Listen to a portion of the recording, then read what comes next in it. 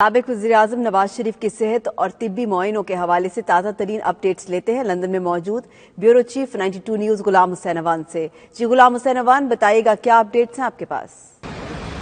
जी बिल्कुल, आज साबिक वज़ीर-ए-आज़म पाकिस्तान मियां नवाज शरीफ का लंदन के अंदर जो है वो मेडिकल चेकअप हुआ। 2 मरतबा जो वो मुख्तलिफ अस्पतालों के अंदर गए। पहले उनका चेकअप हुआ लंदन के एक ब्रैम्पटन हॉस्पिटल में, फिर उनको रॉयल हॉस्पिटल में ले जाया गया, जहाँ पर जो है वो उनके दिल के मुतल्लिक जो है वो ज़रूरी टेस्ट लिए गए। इसके बाद हसन नवाज का मीडिया से गुफ्तगू करते हुए ये कहना था कि जो खदशात थे उनकी खुराक के अंदर जहर खोदने के, उसके टेस्ट जो है वो अमेरिका में हो रहे हैं, उनका रिजल्ट भी किसी वक्त आ सकता है। ताहम दोबारा जो आज उनके टेस्ट हुए हैं वो दिल के आर्जे के मुतल्लिक थे, और जो डॉक्टर्स उनका पहले इलाज कर रहे थे हार्ट के मुतल्लिक, उन्होंने उनके टेस्ट किए हैं और वो किसी भी वक्त जो है वो कल या परसों उनका रिजल्ट आएगा।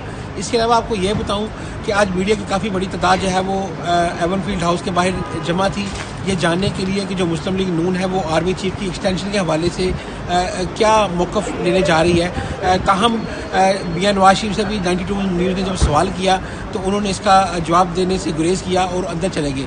इसके बाद जो है वो मियां शहबाज शरीफ खसूसी मुशावरत के लिए जो है वो एवनफील्ड हाउस आए और तकरीबन 1.5 घंटे तक जो है वो मियां नवाज शरीफ के साथ उन्होंने मुशावरत की। लेकिन जब वो बाहर आए तो मीडिया ने उनसे भी ये सवाल करने की कोशिश की, लेकिन शहबाज शरीफ जो है वो अपने टेलीफोन पर बिज़ी होते हुए जो है वो एवनफील्ड हाउस से रवाना हो गए और उन्होंने किसी सवाल का जवाब देने से इनकार किया।